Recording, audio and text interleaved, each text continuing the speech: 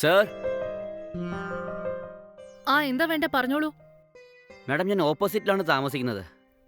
എനിക്കറിയാം. ഞാൻ ഇടയ്ക്കിടയ്ക്ക് നിങ്ങളെ കാണാറുണ്ട്. എന്താ കാര്യം? മാഡം, നമ്മുടെ ഏരിയയിൽ മഴ കാരണം കറണ്ട് ഇല്ലാതെ പോയില്ലേ? ഉം. അതുകൊണ്ട് ഞാനൊരു സെൽഫോൺ ചാർജ് ഇട്ടില്ല. എന്റെ ഫോൺ സ്വിച്ച് ഓഫ് ആയാലേ വീട്ടുകാരെല്ലാരും പേടിച്ചു പോകും. മാഡം, നിങ്ങളുടെ വീട്ടിൽ UPS ഇല്ലേ? എന്റെ ഫോൺ ഒന്ന് ചാർജ് ചെയ്ത് തരുമോ? ഇങ്ങ് തന്നോളൂ, ഞാൻ ഇട്ടേക്കാം. ഇതാ മാഡം. ഇതിനാണ് ഇത്രയും മടിച്ചത്.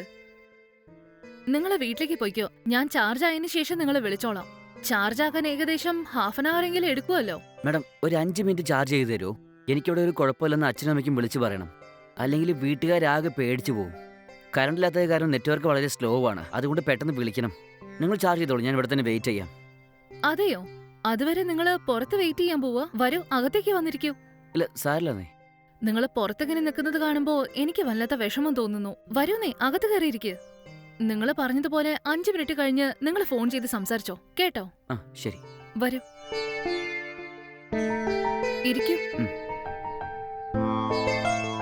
സാരില്ലേ മാഡം? ഇല്ല, അദ്ദേഹം ജോലി കാര്യത്തിന് പുറത്തേക്ക് പോയിരിക്കാം. ഞാൻ അകത്ത് പോയിട്ട് ചാർജിന് ഇട്ടേക്കാം. നിങ്ങൾ ഇവിടെ തന്നെ ഇരിക്കും. ഓക്കെ.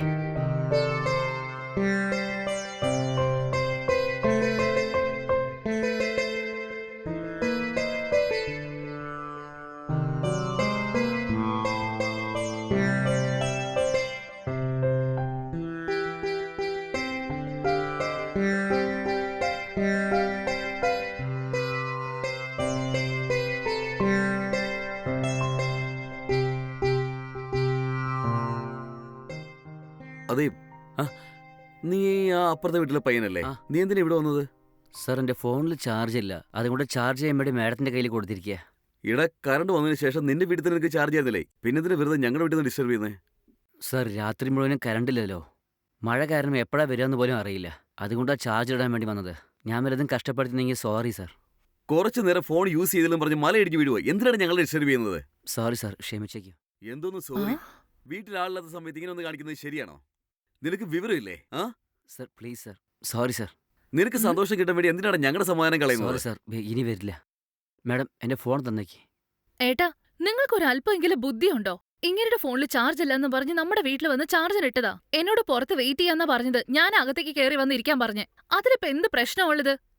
ഇയാള് നമ്മുടെ വീടിനടുത്തല്ലേ താമസിക്കുന്നത്. നാളെ നമുക്ക് വല്ല സഹായം വേണമെങ്കിൽ അവരുടെ അടുത്ത് തന്നെ പോയി നിൽക്കണം.